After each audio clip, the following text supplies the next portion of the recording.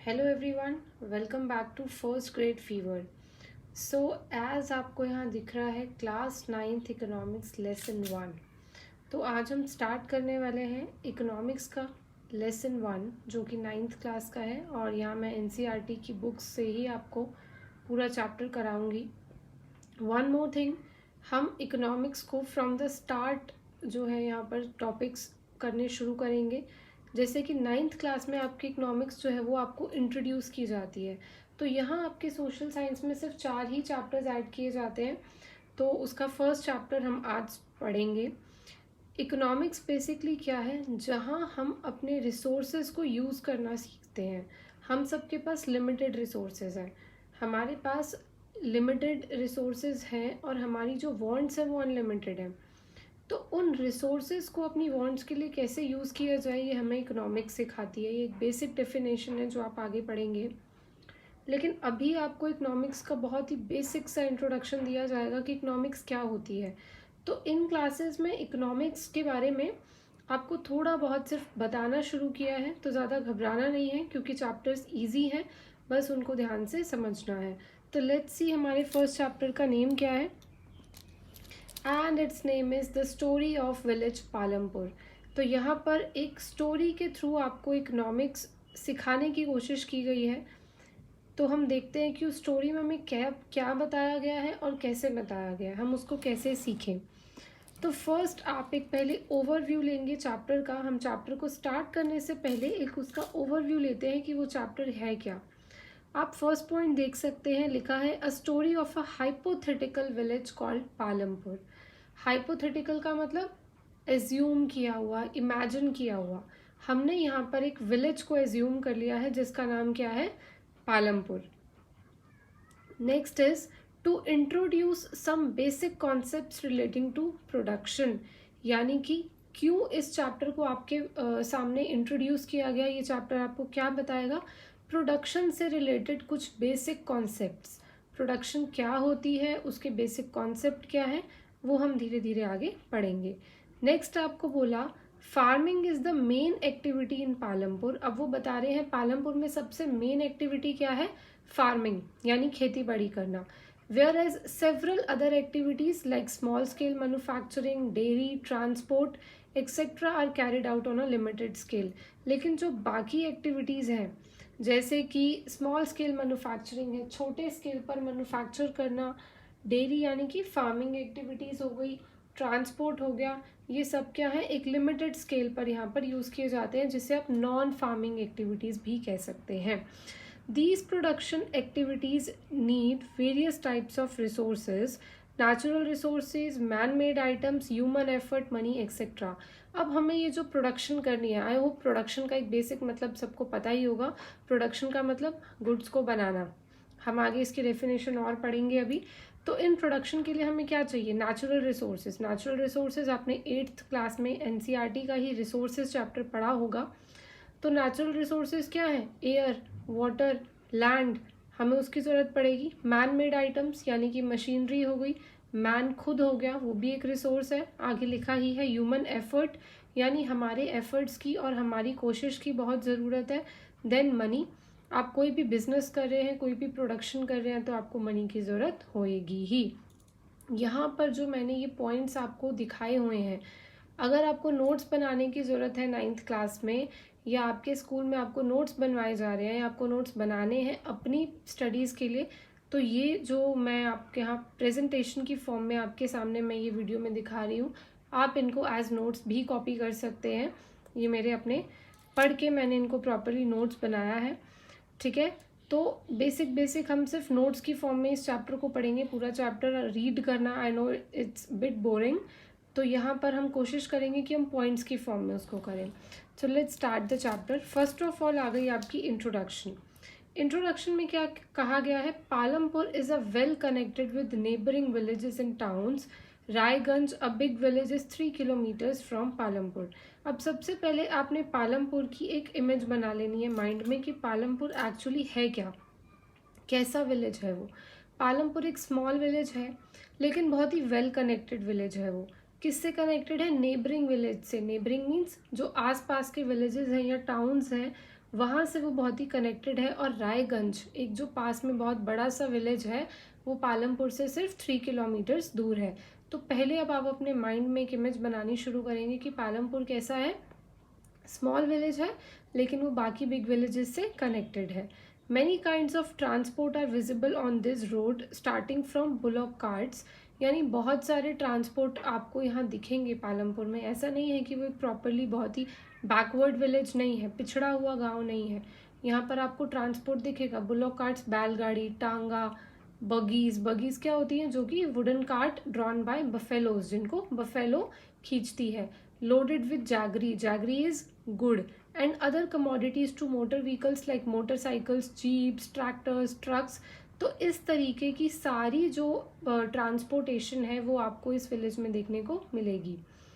Next बात करते हैं फैमिलीज़ की। About 450 families belonging to several different caste live here. अब यहाँ पर 450 फैमिलीज रहती हैं। एज मैंने कहा कि एक छोटा सा विलेज है तो सिर्फ 450 फैमिलीज हैं यहाँ पर, और वो अलग अलग कास्ट को बिलोंग करती हैं। About 80 upper caste families own the majority of land in the village. That means उन 450 में से जो 80 अपर कास्ट फैमिलीज हैं, 80 लोग कौन से हैं, जो अपर कास्ट फैमिलीज हैं जिनके पास मेजॉरिटी ऑफ लैंड है। मेजॉरिटी मीन्स ज़्यादा लैंड किसके पास है, अपर कास्ट फैमिलीज के पास है। Their houses, some of them quite large, are made of brick with cement plastering. उनके घर कैसे हैं, बहुत बड़े घर हैं। और कैसे बने हुए हैं, ईंट से बने हुए हैं, उनके ऊपर सीमेंट की प्लास्टरिंग है। बेसिकली वो घर बहुत अच्छे बने हुए हैं अपर कास्ट फैमिलीज के। द SCs यानी कि schedule caste Dalits comprise 1/3 of the population. और उस उनकी पॉपुलेशन का जो 1/3 है वो कौन है, शेड्यूल कास्ट लोग हैं, जिसे वो क्या बोलते हैं कि लोअर कास्ट लोग हैं। और वो कहाँ रहते हैं, live in one corner of the village. उनको एक कॉर्नर दे दिया गया कि भाई आपने यहाँ रहना है। जो मेजॉरिटी है, जो अपर कास्ट लोग हैं वो एक तरफ रहते हैं और जो लोअर कास्ट लोग हैं वो एक तरफ रहते हैं। And this happens in villages. अगर आपको ऐसा लग रहा है कि ये सब हमारी एक एजम्पशन है, हम एक इमेजिनरी विलेज हम तो यहाँ इमेजिन कर ही रहे हैं, लेकिन ये जो इमेजिनेशन है ये आज भी ट्रू है। कई विलेजेस में आज भी ऐसा होता है कि जो पिछड़े हुए लोग होते हैं, मीन्स कि जिन्हें लोअर कास्ट माना जाता है, उन्हें विलेज का एक कॉर्नर दे दिया जाता है कि आपने यहाँ रहना है, आपने और कहीं नहीं आना। और जो अपर कास्ट लोग हैं उनके घर भी बड़े होते हैं, उनके साथ सारा कुछ प्रॉपरली होता है। So next thing is and in much smaller houses some of which are of mud and straw. उन्होंने क्या बोला कि जो लोअर कास्ट विलेज है, वो लोअर कास्ट लोग हैं सॉरी, वो कहाँ रहते हैं, स्मॉल हाउस में। उनके घर बहुत छोटे हैं, उनको बहुत कम लैंड दी हुई है और किसके बने हुए हैं, mud and straw means mud के ही, कीचड़ के ही, कोई प्रॉपर सीमेंटिंग नहीं है वहाँ पर। वो घर ऐसे हैं कि अगर बारिश आ जाए तो वहाँ पर पानी टपकने लग जाएगा और उन घरों में पानी भर जाएगा। तो इस तरीके के वहाँ पर उन लोगों के घर हैं। नेक्स्ट इंट्रोडक्शन ही हम कंटिन्यू कर रहे हैं। Most of the houses have electric connection. यहाँ पर वो बोल रहे हैं बहुत सारे घर हैं जिनके पास इलेक्ट्रिक कनेक्शन है, यानी कि एक ऐसा गांव है जहाँ पर बिजली आती है। Palampur has 2 primary schools and 1 high school. यहाँ पर अगर स्कूल्स की बात करें, एजुकेशन की बात करें, तो 2 प्राइमरी स्कूल है और एक हाई स्कूल है। There is a primary health centre run by the government. एक हेल्थ सेंटर है जो कि गवर्नमेंट का है, यानी एक सरकारी अस्पताल है। And 1 private dispensary where the sick are treated. और एक प्राइवेट डिस्पेंसरी है, प्राइवेट का मतलब जो किसी एक सिंगल इंडिविजुअल की है, जो किसी गवर्नमेंट की नहीं है, जहाँ पर सिक आर ट्रीटेड, जहाँ पर बीमार लोगों का इलाज किया जाता है। तो आई होप आपको एक छोटा सा ओवरव्यू मिल गया कि पालमपुर विलेज है कैसा। छोटा विलेज है लेकिन वहाँ पर स्कूल है, वहाँ पर एजुकेशन सेक्टर के लिए स्कूल्स हैं, इलेक्ट्रिक कनेक्शंस हैं, हेल्थ के लिए एक सरकारी अस्पताल है और एक प्राइवेट है। और वहाँ पर आपको क्या मिलेगा, अपर कास्ट फैमिलीज़ का उन्होंने एक अलग एरिया बना दिया, लोअर कास्ट फैमिलीज़ का एक अलग एरिया बनाया हुआ है। और फार्मिंग वहाँ की मेन एक्टिविटी है, ये हम स्टार्टिंग से पढ़ते आ रहे हैं। ओके, तो नेक्स्ट हम आते हैं ऑर्गेनाइजेशन ऑफ प्रोडक्शन पे। यानी यहाँ पर इस चैप्टर में जो आपको बेसिक चीज़ वो सिखाना चाहता है वो क्या है, प्रोडक्शन। तो हमें पता होना चाहिए प्रोडक्शन है क्या, right. Production is the method of turning raw material और inputs into finished goods. Production क्या है, वो मेथड जिससे हम रॉ मटेरियल को या फिर इनपुट्स को लेकर किस में कन्वर्ट कर देते हैं, फिनिश्ड गुड्स में। फॉर एग्जाम्पल आप किसी भी चीज़ का प्रोडक्शन लें, अगर हम अपने कपड़ों का प्रोडक्शन लें, कॉटन का, तो सबसे पहले कॉटन यार्न होता है, कॉटन का धागा होता है जिसको मशीन में पिरोया जाता है और धीरे धीरे करते करते हम उससे प्रोडक्शन करते हैं। अगर आप कुछ खाते हैं, बिस्किट्स भी खाते हैं, तो उसमें आटा, चीनी, जो भी उसके इंग्रेडिएंट्स होते हैं वो यूज़ होते हैं और तब वो चीज़ प्रॉपरली कंप्लीट होती है जिसको आप बोलते हो फिनिश्ड प्रोडक्ट। अगर मैं आपके हाथ में सिर्फ धागा ला दूँ, या अगर हम वूल है, वूल का स्वेटर होता है, बहुत ही कॉमन सा एग्जाम्पल, तो अगर मैं सिर्फ वूल दे दूँ आपको, तो वूल क्या हो गया, रॉ मटेरियल या फिर ये इनपुट है। लेकिन जब उसी वूल का आपके पास स्वेटर आ जाता है तो वो क्या हो जाएगा, फिनिश्ड गुड हो जाएगा। तो ये जो पूरा प्रोसेस है, इस प्रोसेस को हम क्या कहते हैं, प्रोडक्शन कहते हैं। प्रोडक्शन का मतलब किसी चीज़ को प्रोड्यूस करना, उसे बनाना। अब नेक्स्ट आ गए factors of production, which is very important question. आपको यहाँ पर 1 मार्क्स में, क्योंकि अब आपके यहाँ 1 मार्क क्वेश्चन भी पूछे जाएंगे, तो आपको ये बोल सकते हैं what are the 4 factors of production. तो आपने क्या लिखना है, लैंड, लेबर, कैपिटल और एंटरप्राइज। ठीक है, 1 बाय 1 हम इसको डिस्कस करते हैं कि ये क्या है। सबसे पहले लैंड का मतलब आपको पता ही है, ज़मीन।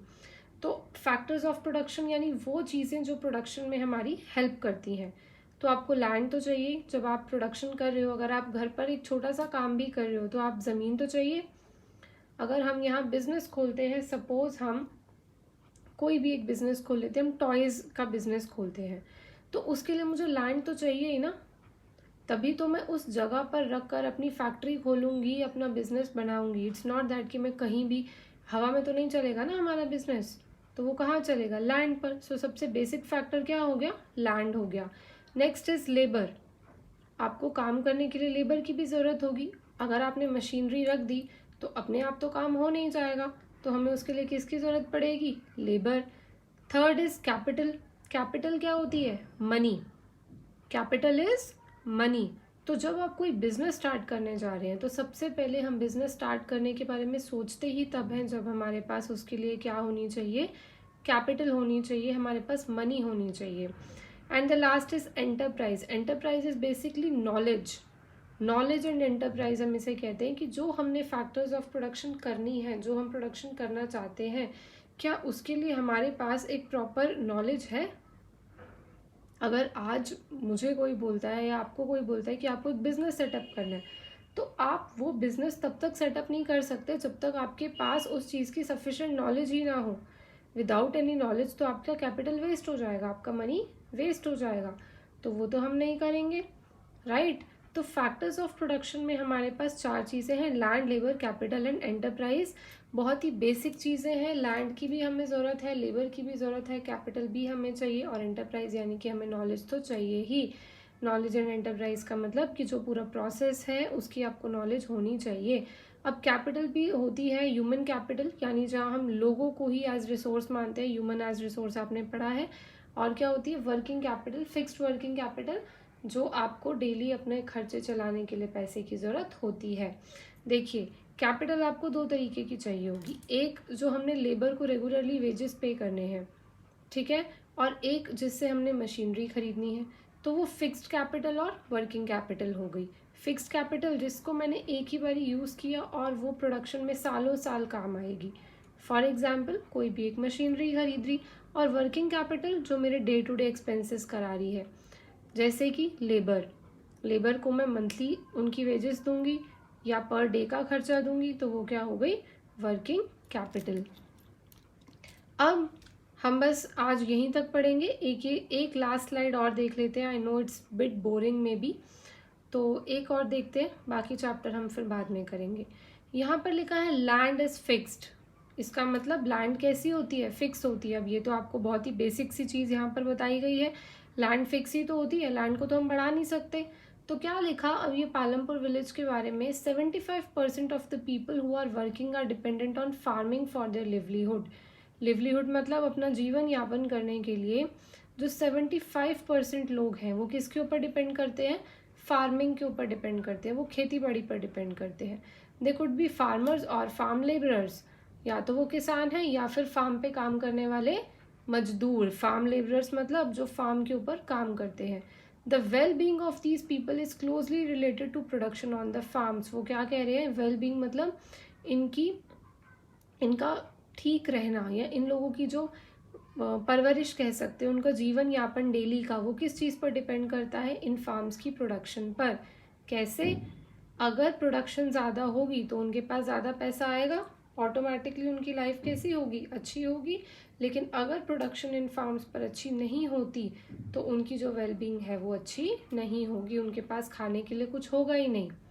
आज भी फार्मर्स की कंडीशन क्या है कि अगर तो उनका प्रोडक्शन अच्छा हो जाता है, वो मार्केट में अच्छी बेच देते हैं फसल को, तो दे आर हैप्पी, उनको उनकी सारी जो डिमांड्स है वो फुलफिल हो जाती हैं। बट अगर उनकी जो खेती है वो किसी भी एक चीज़ की वजह से ख़राब हो गई, अगर फसल ख़राब हो गई, तो उनके पास जो उनकी सेविंग्स भी इतनी ज़्यादा नहीं होती हैं, तो क्या होता है, उनको बहुत ही सफरिंग्स देखनी पड़ती हैं, बहुत ट्रबल करना पड़ता है। कॉन्स्ट्रेंट का मतलब क्या है कि एक जो बाधा, एक जो दुविधा है वो क्या है? Land under area of cultivation is fixed. अब यहाँ पर जो लैंड है, कल्टीवेशन की जो लैंड है जिस पे हमने खेती करनी है, वो तो फिक्स्ड है, ये हमारे लिए एक बाधा है। Some of the waste land in the village had been converted to cultivable land. तो लोगों ने क्या करा कि जो भी वेस्ट लैंड थी विलेज के अंदर, उसको धीरे धीरे किस में कन्वर्ट करना शुरू कर दिया? कल्टिवेबल लैंड में, मतलब जहाँ पर वो खेती जाकर कर सके। अब उस वेस्ट लैंड को कल्टिवेबल लैंड में कैसे कन्वर्ट किया? फर्टाइल लैंड बनाना पड़ेगा, उपजाऊ बनाना पड़ेगा ना, जहाँ से आप लोगों को या किसानों को क्या मिलेगी? खेती कर पाए जिस वो वेस्ट लैंड पर। उन्होंने उसको कन्वर्ट कर दिया कि हम इसके ऊपर भी खेती करेंगे, क्योंकि वहाँ पर सिर्फ ओनली जो लोगों का ऑक्यूपेशन है वो क्या है? फार्मिंग। 75% लोग क्या कर रहे हैं? फार्मिंग कर रहे हैं। तो जितनी भी लैंड वहाँ पर वेस्ट बचती थी वो उन्होंने क्या करा? उसको भी कन्वर्ट करके किस में कर दिया? कल्टिवेबल लैंड में। सो एक क्वेश्चन मैंने आपको पहले बताया था, what are the factors of 4 factors of production, जो आपको लिखने के लिए आ सकता है। और एक MCQ क्वेश्चन आपको क्या आ सकता है? Which is the fixed factor of production? Land, labour, capital and enterprise. ठीक है, इस क्वेश्चन का आंसर आप मुझे कमेंट सेक्शन में बताएंगे। और नेक्स्ट इसके आगे जो चैप्टर है वो हम अपनी नेक्स्ट वीडियो में कंटिन्यू करेंगे, और उसके अंदर भी जो हमें शॉर्ट क्वेश्चंस देखने को मिलेंगे, हम उन शॉर्ट क्वेश्चंस को 1 by 1 डिस्कस करेंगे। Thank you everyone, have a nice day.